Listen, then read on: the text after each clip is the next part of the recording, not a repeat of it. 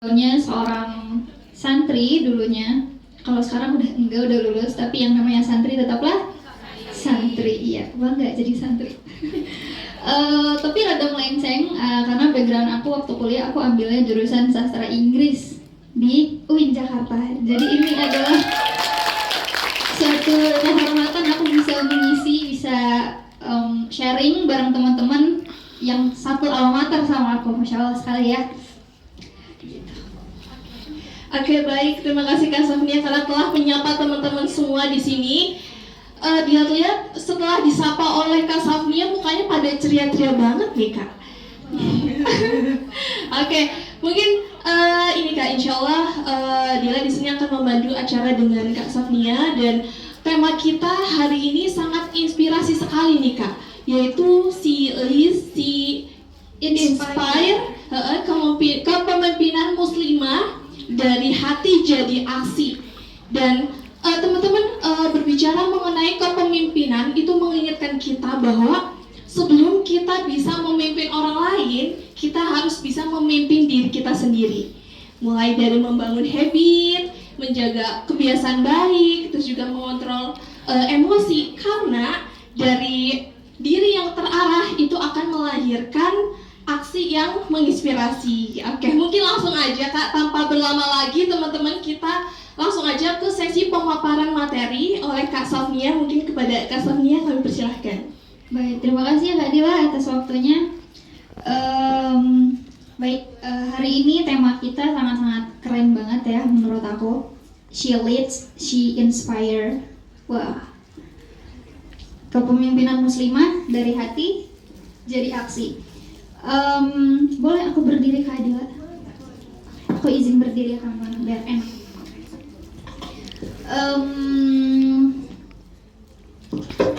Mungkin boleh di slide awal aja Kak. She leads and she inspire. Ini tuh menurut aku tema yang keren banget. Kepaannya kita apa, kita tahu kelebihan apa, kekurangan apa. Jelas kita nggak bisa dikontrol orang lain. Kenapa? Karena yang punya kontrol atas diri dan kehidupan kita sendiri adalah diri sendiri. Kalau kita udah tahu kita bisanya apa, kita expertnya di bidang apa, kita baru bisa menginspirasi orang lain. Kita baru bisa kasih sesuatu ke orang lain kalau kita tahu kita tuh punyanya apa. Kayak gitu. Ini tuh sama kayak berdiri sekarang aku di sini. Apakah aku berdiri sekarang itu tidak membawa apa-apa? Jelas membawa apa-apa. Tapi semuanya itu tuh nggak dilihat dari apa yang dicapai, tapi perjalanannya. Kenapa? Karena selama perjalanan itulah kita belajar banyak hal. Dari perjalanan itulah kita jadi tahu bahwa oke, kapasitas diri kita seperti ini, sukanya seperti ini. Jadi nggak ada orang lain tuh bisa ngambil alih kehidupan kita. Jadi orang-orang tuh gak bisa sok tahu. Lu mah kan sukanya begini. Wah, sok tahu. Orang gak begitu. Ibaratnya kayak gitu. Kenapa? Karena punya kendali kontrol atas diri kita sendiri itu adalah kepemimpinan yang paling mutlak menurut aku. Kalau untuk diri sendiri aja kita nggak bisa memimpin diri kita, gimana untuk ke orang lain? Itu nanti bakal jatuhnya ngawur gitu. Kenapa? Karena untuk diri sendiri aja tuh kita nggak aware, apalagi sama orang lain. Karena hal yang manusia yang pantas sekali untuk dikontrol kehidupannya oleh diri sendiri adalah diri sendiri, dan kita harus merasa feel good way about that gitu. Terus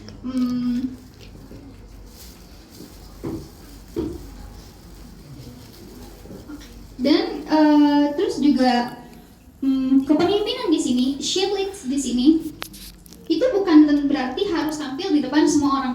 Itu yang aku tangkap. Kenapa? Karena terkadang kita tuh memimpin dari ruang-ruang kecil yang tak terlihat. Sebelum jadi besar, pemimpin besar di sana itu nggak pernah langsung berada di titik-titik tingginya mereka. Mereka pasti memimpin di ruang-ruang kecil terlebih dahulu. Contohnya ya diri sendiri. Kayak ini deh, aku tanya, gimana caranya seorang pemimpin itu bisa berhasil memimpin kalau dia manajemen waktunya jelek? Gimana caranya diri kita sendiri tuh bisa bagus memimpin kehidupannya kalau kita tuh sering telat gini? Terus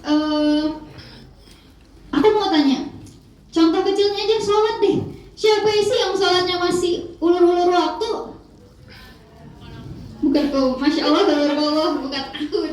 gitu. Tapi ada yang sholat zuhurnya entar aja kak 15 menit sebelum asar, jadi ntar lanjutnya asar gitu, mepet gitu.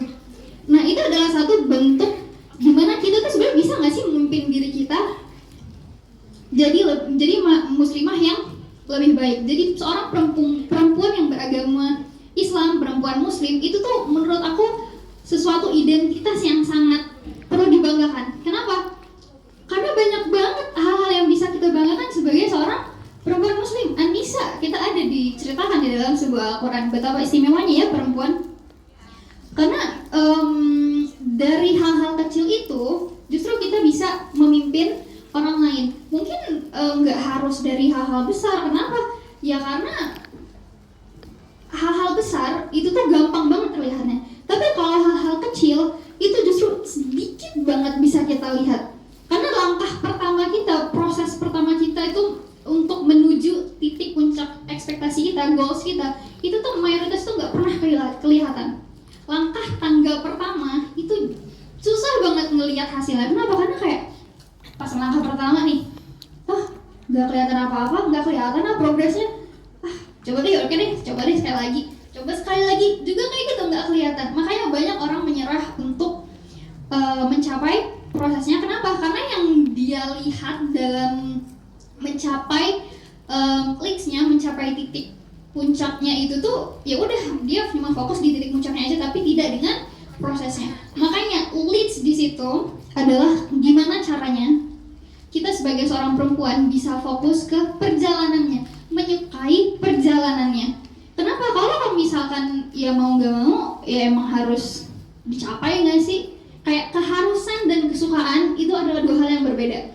Mungkin ada teman-teman di sini yang udah follow Instagram aku. Baru-baru ini kemarin aku bikin konten itu temanya aku membahas tentang aku harus taat atau aku suka taat.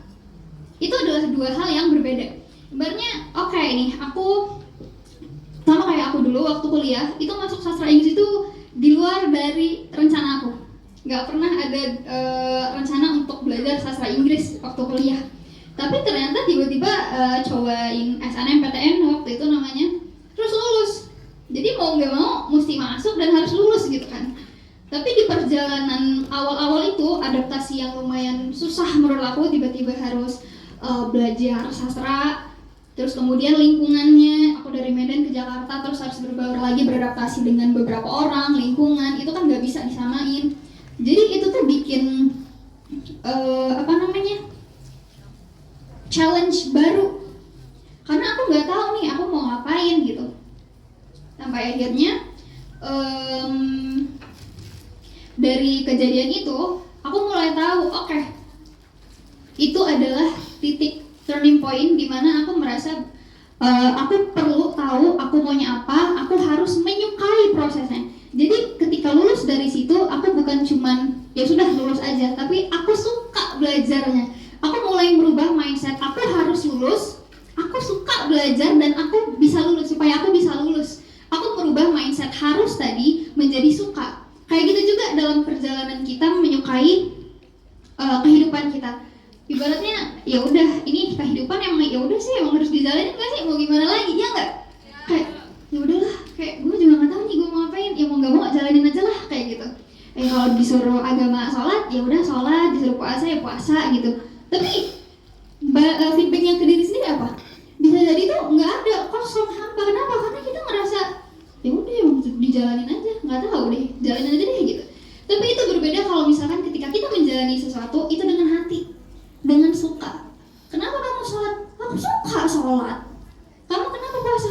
Nggak tahu ya, aku suka aja puasa gitu, Senin Kamis, Masya Allah, tabarakallah gitu.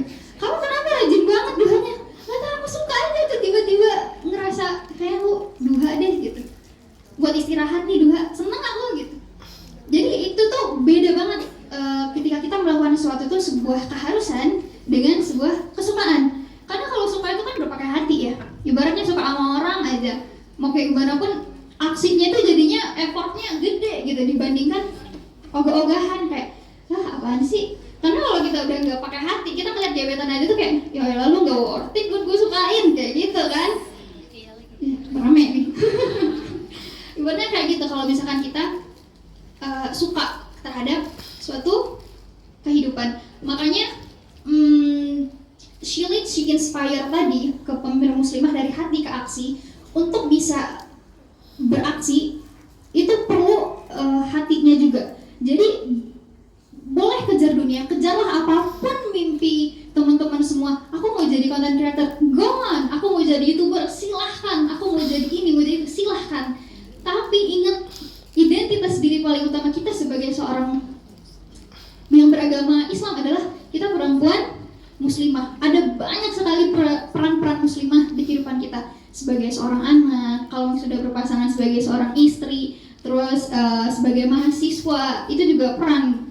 Ada juga di peran di komunitasnya, di kepemimpinannya, itu banyak sekali. Makanya nikmati, dijalani dengan suka. Karena kalau misalkan cuma dijalani, ya udah kita tuh bakal capek sendiri, karena ngejar dunia ini tuh nggak akan ada habisnya, nggak akan ada senangnya. Kalau kita tuh nggak melibatkan Allah di dalamnya, kita nggak melibatin sukanya, taatnya kita gitu.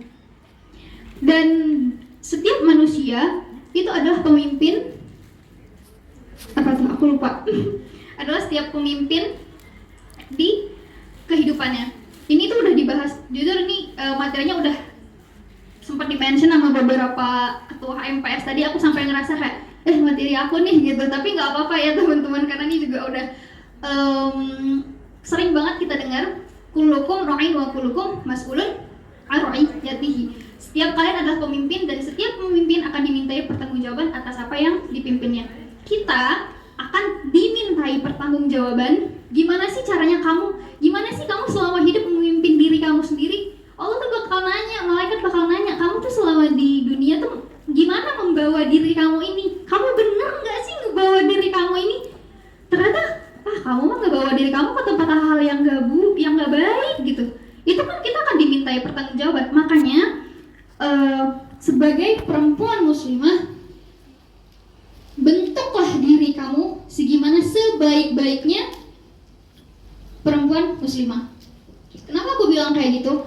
Karena kita yang punya kendali, kita nih mau jadi perempuan yang seperti apa. Kita mau menjadi muslimah yang seperti apa. Mau menjadi muslimah yang jahat, mau menjadi muslimah yang baik hati, mau menjadi orang yang cuek. Itu tuh semua kita punya kendali penuh. Kita mau membentuk diri kita seperti apa. Karena gak ada yang paling tahu diri sendiri kecuali diri sendiri. Kita tahu bisanya kita apa, jadi kita tahu, oke, aku pengen membentuk diri aku jadi seorang yang suka membaca gitu. Ibaratnya identitas-identitas kecil seperti aku adalah perempuan yang suka membaca, itu adalah suatu identitas dimana kamu bisa membentuk diri kamu tuh jadi seorang yang pasti, yang tahu maunya apa. Kayak aku dulu tuh sempet bikin list. Banyak banget waktu itu aku bikin list. Oke, aku adalah Safnia Kauri, aku adalah si penyuka buku, aku adalah penulis di platform X, aku adalah bla bla bla bla. Dulu aku seperti itu. Banyak banget list, dan itu tuh sangat-sangat menyenangkan bagi aku untuk membentuk diri aku. Aku tuh maunya jadinya orang yang seperti apa. Aku ingin dikenal sebagai orang yang seperti apa, itu penting banget. Tapi ada satu hal teman-teman yang aku mau ingetin ke teman-teman semua, boleh terserah mau jadi apa aja, mau mengidentifikasi diri kamu sendiri itu mau jadi seperti apa, penyuka apa, itu nggak masalah, terserah. Tapi harus ingat ada satu hal yang paling berada di titik list teratas aku adalah jadilah muslimah yang teguh di jalan agamanya. Teguh di jalan agamanya ini tuh aku artikan beberapa hal yang itu. Pertama, sejauh apapun kita melangkah, sejauh apapun kita menggapai dunia, karena dunia ini kalau nggak dikejar juga sayang ya.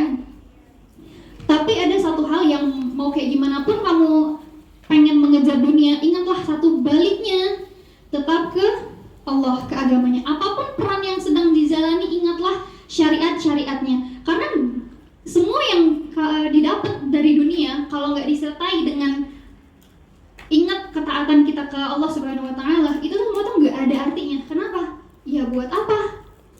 Buat apa kita dapat banyak hal di dunia tapi di akhirat kita nggak dapat apa-apa? Ibaratnya belajar aja, itu tuh capek kan? Jadi mau kayak gimana pun kita mesti suka belajar. Kenapa? Karena capek capeknya kita dalam belajar itu hadiahnya surga. Tapi kalau kita niatkan emang untuk menuntut ilmu di jalan Allah. Tapi kalau kita belajar ya udahlah belajar aja gitu. Kita dapatnya apa? Ya nggak dapat apa-apa. Ibaratnya kayak gitu. Makanya niat dari hati itu tuh penting banget. Sukanya kita dalam belajar, sukanya kita taat sukanya kita di syariatnya Allah, itu tuh mempengaruhi seluruh kehidupan kita. Karena kalau kita udah suka, aksi yang kita lakukan, semua yang kita lakukan tuh jadinya enak. Itu tuh bukan cuma berdampak ke diri sendiri, orang lain di sekitar kita itu tuh juga akan notice, wah ternyata dia tuh orangnya tuh gigih banget ya, wah ternyata dia tuh orangnya tuh keren banget ya kalau soal agama gitu. Ini tuh ada satu contoh, waktu itu teman aku dia tuh murojaahnya rajin banget sampai aku kayak yang wah masya Allah banget ya dia.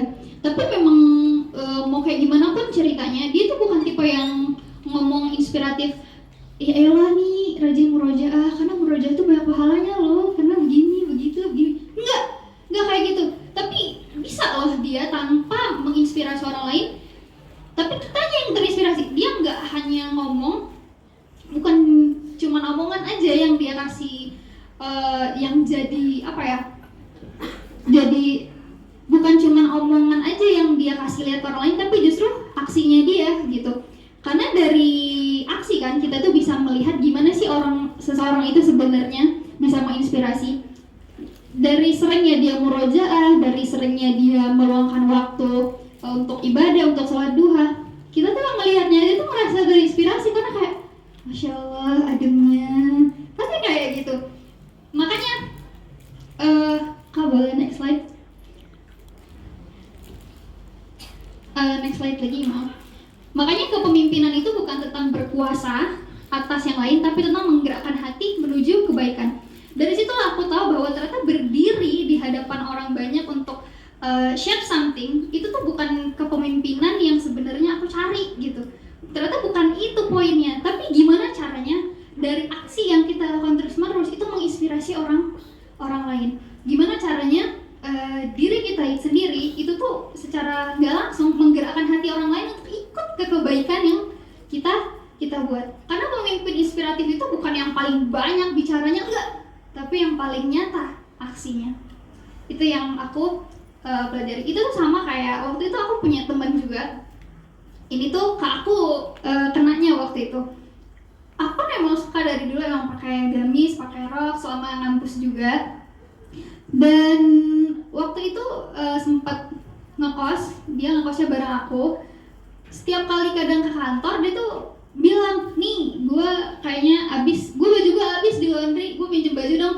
Ya boleh sih, tapi lu tau baju gue tuh gamis semua, lu mau pakai nggak apa-apa gitu kan.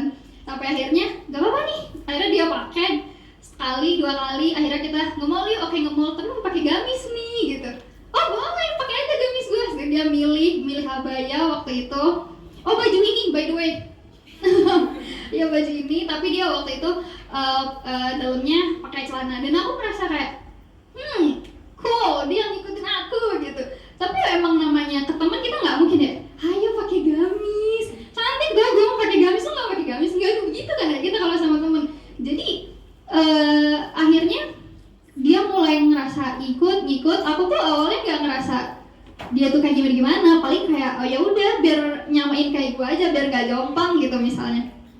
Tapi waktu aku ulang tahun, dia sending text banyak banget dalam bahasa Inggris. Pokoknya intinya dia bilang, seneng nih kenalan samamu karena tanpa lu ngomong, tanpa lu ngejudge gue sendiri ya ternyata yang ngikut kebaikan yang lu lakuin. Dari situ aku kayak, oh wow, ternyata kita bisa menginspirasi orang itu tanpa harus banyak ngomong. Karena yang lebih terlihat dari kepemimpinan seseorang, dari gimana kita membentuk diri kita sendiri adalah gimana kesehariannya kita, aksi kita sehari-hari itu kayak gimana sih, kayak gitu.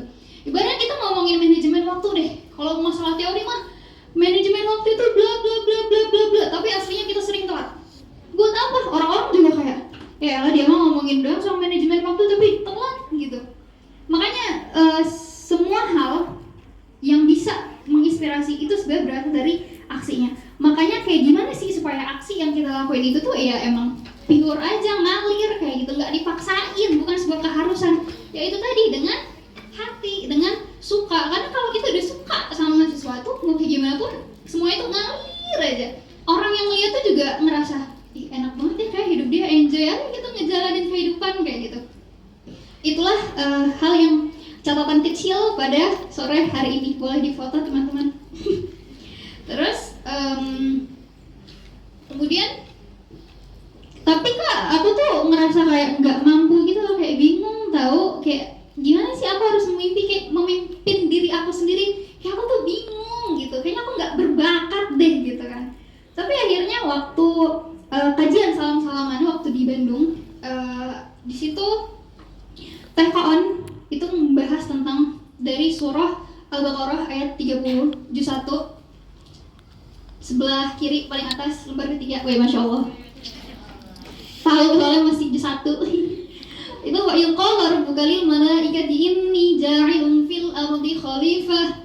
Dan ingatlah ketika Tuhanmu berfirman kepada malaikat, aku hendak menjadikan khalifah di muka bumi.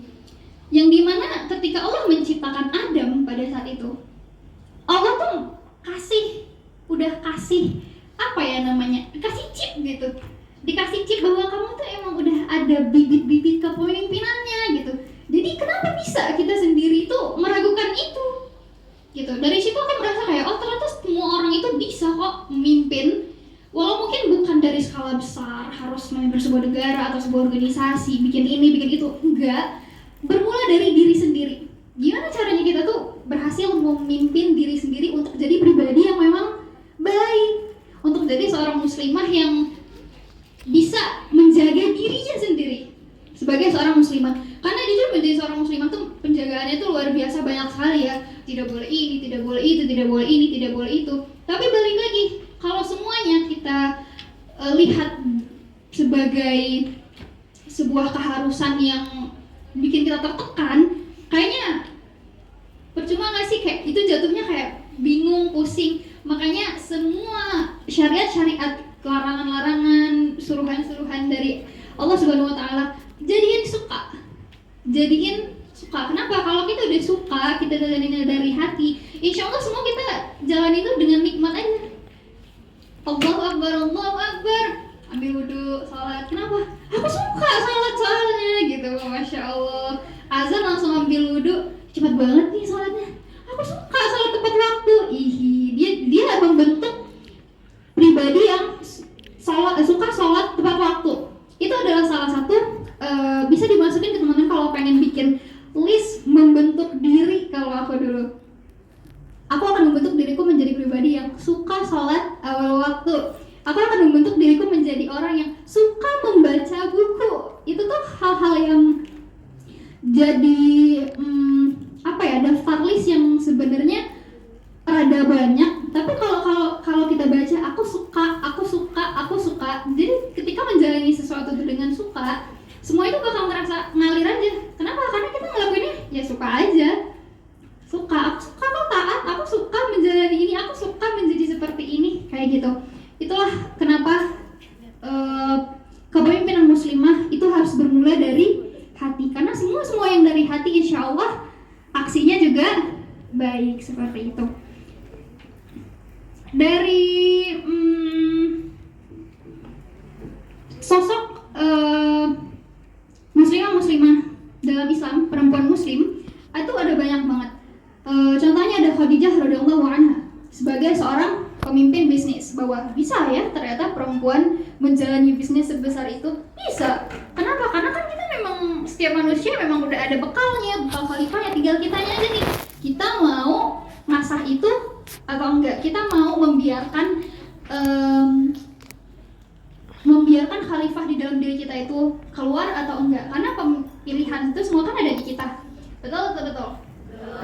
Kemudian ada Aisyah radhiyallahu anha, pemimpin ilmu dan generasi muda. Terus yang ketiga ada Ummu Salamah radhiyallahu anha, pemimpin opini dan penengah konflik dalam kebijaksanaan.